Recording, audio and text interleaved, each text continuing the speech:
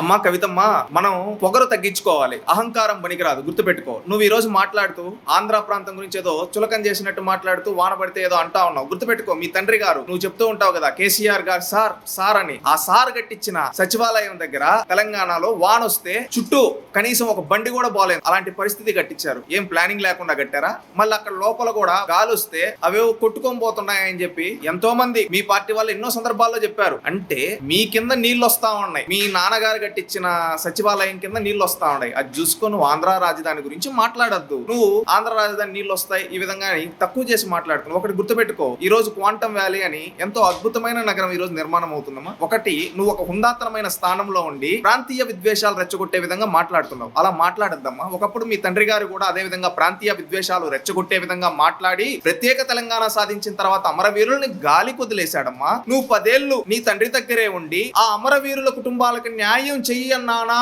చెయ్యి డాడీ అని ఒక్కసారి కూడా నువ్వు అడగలేదమ్మా కవిత. ఈ రోజు నువ్వు వచ్చి నేను అమరవీరుల కోసం పనిచేస్తా అని చెప్పి ఈ రోజు నువ్వు కూడా అదే ప్రాంతీయ విద్వేషాలు రెచ్చగొట్టే విధంగా మాట్లాడుతున్నావు. ఇది చూసిన తెలంగాణ యువత ఏమంటున్నారు తెలుసా? ఆనాడు గట్ల కేసీఆర్ సారు ఆ విధంగా చెప్తే ఈ రోజు గిట్ల కవితక్క ప్రాంతీయ విద్వేషాలు రెచ్చగొట్టింది. డిఎన్ఏ ఒకటే, కానీ లాస్ట్ కి నాశనం అయిపోయేది మనలాంటి యువతే అని తెలంగాణ యువత దోసపడుతున్నారమ్మా. కాస్త చూడమ్మా కవితక్క. మళ్ళీ ఇంకొకటి, నువ్వు మాట్లాడుతున్నావు లోకేష్ గారు పార్టీ విస్తరిస్తారంటే దాని గురించి నువ్వు మాట్లాడితే కామెంట్స్ చేసావు. ఒకటి, ఈ తెలంగాణ గడ్డ పైన పుట్టిన పార్టీ తెలుగుదేశం పార్టీ. నీకు తెలియకపోతే తెలుసుకో, మీ తండ్రి కేసీఆర్ సార్ రాజకీయ భిక్ష పెట్టింది ఎవరో తెలుసా? తెలుగుదేశం పార్టీ. సిద్దిపేట నుంచి ఎమ్మెల్యేగా అన్నిసార్లు గెలిపించింది ఎవరో తెలుసా? తెలుగుదేశం పార్టీ. నీకు తెలియకపోయి ఉండొచ్చు. నువ్వు పుట్టినప్పుడు నువ్వు కాలేజీలకు వెళ్లే రోజుల్లో పైసలు మీ తెలుగుదేశం పార్టీ చేసిన భిక్షతో కట్టినవే. అది కూడా తెలుసుకో అక్క.